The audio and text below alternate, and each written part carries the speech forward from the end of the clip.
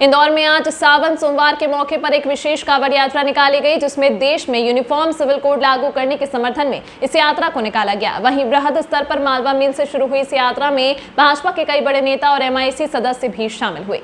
दरअसल इन दिनों पूरे देश में यूनिफॉर्म सिविल कोड को लेकर गया में गहमा-गहमी का दौर लगातार जारी है, जहां कुछ लोगों और कुछ वर्गों के द्वारा इस प्रस्ताव का समर्थन किया जा रहा है, तो वहीं कुछ वर्गों के द्वारा इसका विरोध भी जारी है। वहीं आज इंदौर में सावन सोमवार के मौके पर एक विशेष कांवड़ यात्रा यूनिफॉर्म सिविल कोड लागू करने के समर्थन में निकाली गई। वहीं विशेष रूप से निकली गई इस यात्रा में बड़ी संख्या में श्रद्धालुओं के साथ ही भाजपा के भी कई नेता शामिल हुए। वहीं यात्रा के संयोजक का कहना है कि पूर्व में भी देश के विभिन्न मुद्दों को लेकर यह कांवड़ यात्रा निकाली जा चुकी है, जिसमें राम मंदिर निर्माण और कश्मीर में धारा 370 को लेकर कांवड़ यात्रा पूर्व वर्षों में निकाली गई है। वहीं इस बार यूनिफॉर्म सिविल कोड लागू करने को लेकर इस यात्रा को निकाला जा रहा है, जिसमें सैकड़ों की संख्या में लोग शामिल हुए हैं। यह हमारा 10वां वर्ष है कांवड़ यात्रा का। लगातार वीर शिवाजी ग्रुप द्वारा हम सभी युवा साथियों द्वारा हर बार एक संकल्प लेकर निकलते हैं। जैसे धारा 370 हटाने का हमने संकल्प लिया था, पिछली बार वो पूरी हुई। कश्मीर से धारा 370 हटाने का और साथ साथ हमने राम मंदिर निर्माण का संकल्प लिया था, वो भी हमारा पूरा हुआ। और इस बार हम 10वें वर्ष जो यात्रा निकल रही है, इस बार हम संकल्प लेना सामान्य नागरिक संहिता का प्रशासन से हम आह्वान करते हैं कि उसको देश में लागू किया जाए। इसी संकल्प के साथ वीर शिवाजी ग्रुप द्वारा यह यात्रा निकाल रहे हैं। कहां से कहां तक की? ये मालवा मिल से 28 किलोमीटर केवड़ेश्वर महादेव मंदिर है देवगुड़ाले के आगे, वहाँ तक हम सभी ये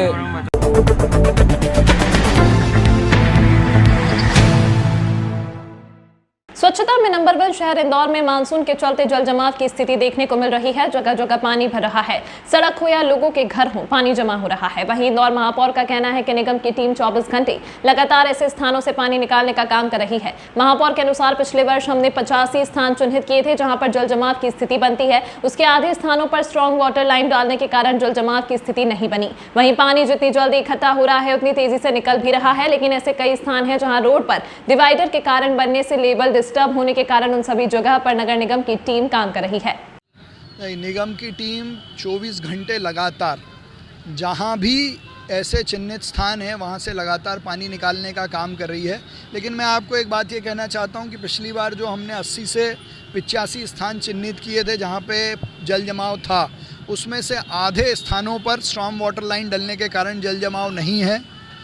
दूसरा, पानी जितनी जल्दी इकट्ठा हो रहा है उतनी तेज़ी से निकल रहा है। निकलने में जो समय लग रहा है वो लग रहा है, लेकिन ऐसे कई स्थान जहां डिवाइडर के कारण, रोड बनने से लेवल डिस्टर्ब होने के कारण, उन सब जगह पर सारे ZO, हमारी जल विभाग की, ड्रेनेज विभाग की टीम लगातार 24 घंटे काम कर रही है।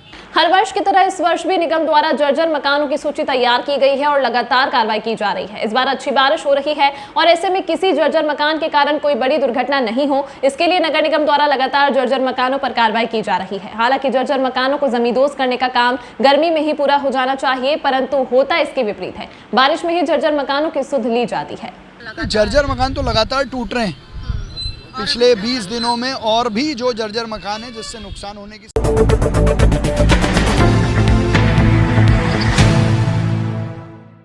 बहुप्रतीक्षित इंदौर मनमाड़ रेलवे लाइन के सर्वे का काम अंतिम चरण में है।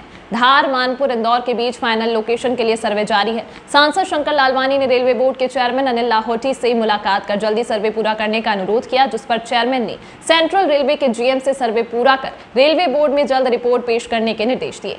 दरअसल पूर्व में यह प्रोजेक्ट किसी कारण से रुक गया था, जिस पर सांसद शंकर लालवानी समेत सांसदों के प्रतिनिधिमंडल ने प्रधानमंत्री नरेंद्र मोदी से मुलाकात कर प्रोजेक्ट को पुनः शुरू करने का अनुरोध किया था। वहीं आज भी सांसद शंकर लालवानी ने रेलवे बोर्ड के चेयरमैन से मुलाकात कर इंदौर खंडवा के बीच बनने वाली टनल के डबलिंग की मांग रखी, जिस पर लाहौटी ने अधिकारियों को आवश्यक कार्रवाई करने के निर्देश दिए। साथ ही सांसद लालवानी ने केसरबाग ब्रिज पर रेल ओवरब्रिज बनाने संबंधित पत्र भी चेयरमैन को सौंपा और उन्होंने अधिकारियों से प्रस्ताव भेजने के लिए कहा। इसके अलावा कालाकुंड से पतालपानी के बीच हेरिटेज ट्रेन जल्द शुरू करने की मांग भी सांसद लालवानी ने रखी और संभवतः अगस्त में यह ट्रेन शुरू हो जाएगी।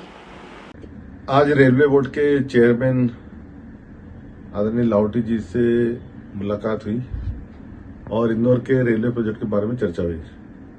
खास करके इंदौर मनमाड़ बहुप्रतीक्षित यह प्रोजेक्ट है जो किसी कारणवश सर्वे के बाद रुक गया था, लेकिन इस क्षेत्र के हम सब सांसद और संघर्ष समिति जो बनी है, सब लोगों ने मिलकर इस पर प्रयास किया और माननीय रेल मंत्री जी से मुलाकात हुई थी और उन्होंने घोषणा की थी कि इसको रेलवे बनाएगा। जुलाई 2022 में इसका सर्वे प्रारंभ हुआ और अब ये सर्वे अंतिम चरणों में है और ये सर्वे धार, मानपुर, इंदौर के बीच में चल रहा है। आज चेयरमैन से यही बात हुई कि इसको शीघ्र आगे बढ़ना चाहिए और लाहौटी जी ने, चेयरमैन ने रेलवे जो सेंट्रल रेलवे जो इसको सर्वे कर रहा है उनको निर्देश दिए कि इसकी रिपोर्ट जल्दी बोर्ड में प्रस्तुत की जाए।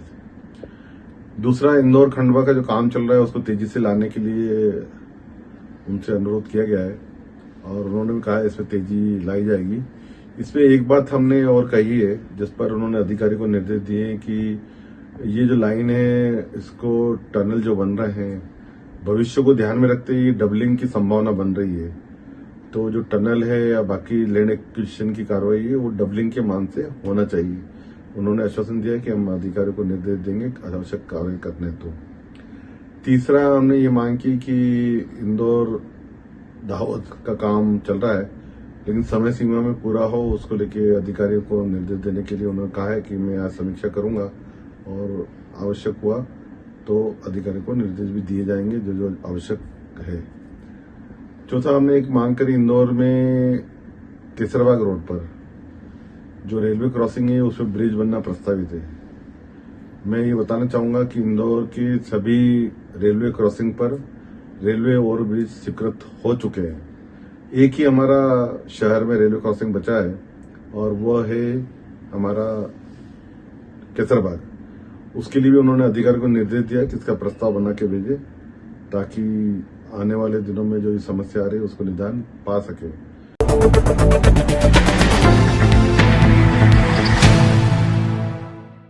इंदौर शहर के सभी तालाब इंद्रदेव की मेहरबानी के चलते पानी से लबालब हो गए हैं। इस साल अच्छी बारिश की शुरुआत के चलते सभी तालाबों में पर्याप्त रूप से पानी आ चुका है, जिससे इंदौर की जनता को गर्मी में पीने के पानी की परेशानी नहीं होगी।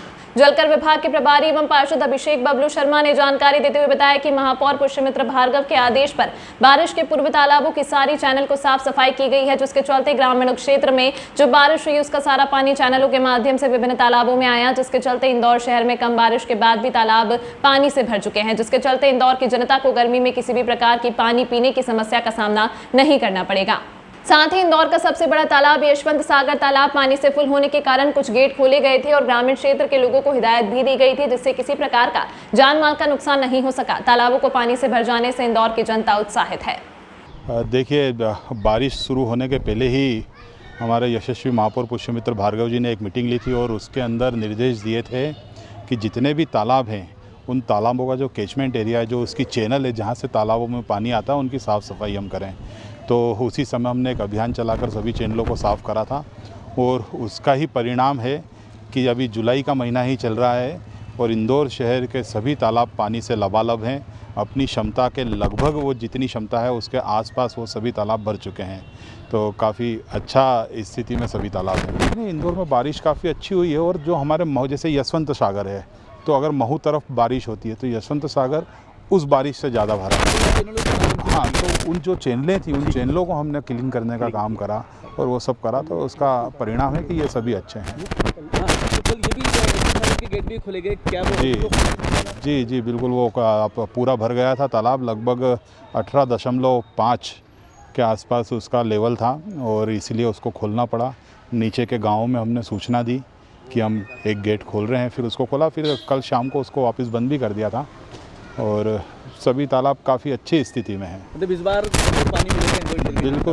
बिल्कुल इंद्रदेव की संपूर्ण कृपा है इंदौर शहर पे। आपका नाम? मैं अभिषेक शर्मा।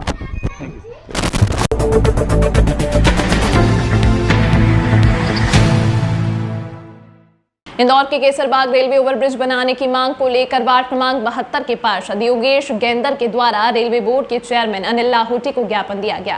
पार्षद योगेश गेंदर ने जानकारी देते हुए बताया कि मेरे वार्ड 72 में आने वाले केसरबाग रेलवे क्रॉसिंग पर बार बार गेट बंद हो जाने के कारण रेलवे क्रॉसिंग पर रेलवे ओवरब्रिज बनाने की मांग की। यह अति व्यस्त मार्ग होने के कारण तकरीबन 24 घंटे में 2.5 घंटे गेट बंद रहता है, जिससे यहाँ से निकलने वाले प्रतिदिन हजारों की तादाद में लोगों को परेशानी होती है। बंद हो जाता है, ठीक है, या फिर लोकमान्य नगर में होती गाड़ी तो बंद हो जाता है, राजेंद्र नगर में आने के समय होती तो बंद हो जाता है। तो लगभग 25 से कम 15 से 20 मिनट वन टाइम के रेलवे क्रॉसिंग जब फाटक बंद होता है रेलवे गेट, तो उस समय 20 से 25 मिनट एक समय में लगता है वहाँ, और ऐसे लगभग कम से कम 15 से 20 बार प्रतिदिन वो गेट बंद होता है, जिसके कारण है कि हमारा एक बहुत बड़ा समय, लगभग यदि हम समय का यदि देखा जाए तो उसका डाटा भी मेरे पास है वहाँ पर, तो उस समय के हिसाब से भी वो जो बंद होने का उसका समय जो है ना, वो लगभग 2 घंटे के ऊपर जाता है। यानी प्रतिदिन में 2 घंटे लोगों को सिर्फ इसके लिए इंतज़ार करना पड़ता है कि गेट कब खुलेगा और कब हम जाएंगे। इसमें कई बार इमरजेंसी की भी व्यवस्था होती है। अब चूँकि एक वैकल्पिक आगे रेलवे ब्रिज बना हुआ है, लेकिन वो भी काफ़ी घूम के उन लोगों को, फिर वो रेलवे ब्रिज भी हमको ले जाके कहाँ उतारता है, गोपुर पे उतारता है। जिस व्यक्ति को इस रोड पे करना है यात्रा, वो व्यक्ति वहाँ से जा नहीं सकता है। कितने लोग प्रतिदिन गुजरते हैं? 10,000 के लगभग उस रेलवे क्रॉसिंग को लोग क्रॉस करते हैं रोज़, और ख़ास करके सुबह के वक्त जब स्कूल का समय होता है, इस रोड पे स्कूल भी बहुत है, चमेली देवी स्कूल है उस तरफ। यहाँ से जितने भी लोग वो एजुकेशन हब आपने देखा राहू और राजेंद्र नगर में हो गया अधिकतर, वो लोग भी जाते हैं, उनको भी समय की दिक्कत आती है। चौथराम हॉस्पिटल है, चौथराम मंडी है। तो जब पूरे शहर में अधिकतर रेलवे ब्रिज बन गए, तो ऐसे ही मेरे मन में, ये मेरे वार्ड का हिस्सा है केसरबाग चौकी, जिसका रेलवे क्रॉसिंग है, और इसकी आए दिन उसकी डिमांड उठती है, मांग करती है यहाँ की पब्लिक कि यहाँ क्यों ना आरओबी रेलवे ओवर ब्रिज बनाया जाए। इसी के तारतम्य में मैंने पूर्व में हमारे माननीय सांसद जी से भी मैंने आग्रह किया है, उनको भी एक निवेदन पत्र दिया है, MIC में भी मैंने ये निवेदन पत्र दिया है, और आज चूँकि यहाँ हमारे रेलवे बोर्ड के चेयरमैन और CEO माननीय श्री अनिल कुमार जी लाहौटी यहाँ स्थानीय कार्यक्रम में, माहेश्वरी समाज के कार्यक्रम में आए थे, तो उसका मैंने वहाँ उनसे भेंट कर और एक मैंने अपना मांग पत्र उनको दिया है कि अतिशीघ्र हमारे इस आरओबी का निर्माण किया जाए।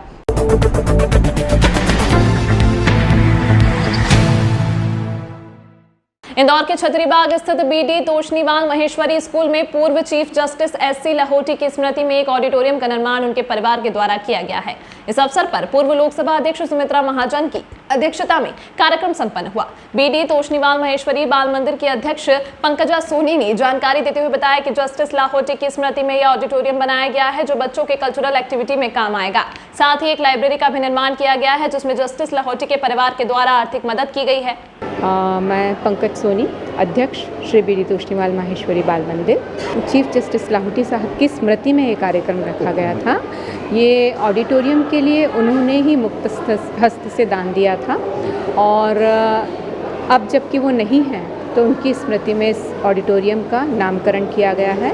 और जो पुस्तकालय का रिनोवेशन हुआ है, वो उसकी राशि उनके ग्रैंड चिल्ड्रंस ने, उनके नाती और पोतों ने विद्यालय को प्रदान की है, और उसके चलते इसका नवीनीकरण किया गया है। कौन मुख्य अतिथि कौन थे आज कार्यक्रम में? आज के कार्यक्रम के मुख्य अतिथि CEO railway board Shri Anil Kumar ji Lahoti थे, और आज के कार्यक्रम की अध्यक्षता की पूर्व लोकसभा अध्यक्ष सुमित्रा जी महाजन ने, आदरणीय ताई। इसमें हमको 15 लाख का डोनेशन मिला, किंतु 3 से 4 लाख रुपए के मध्य विद्यालय की ओर से भी इसमें लगाए गए हैं, तो इतने लागत से ये हॉल बना है।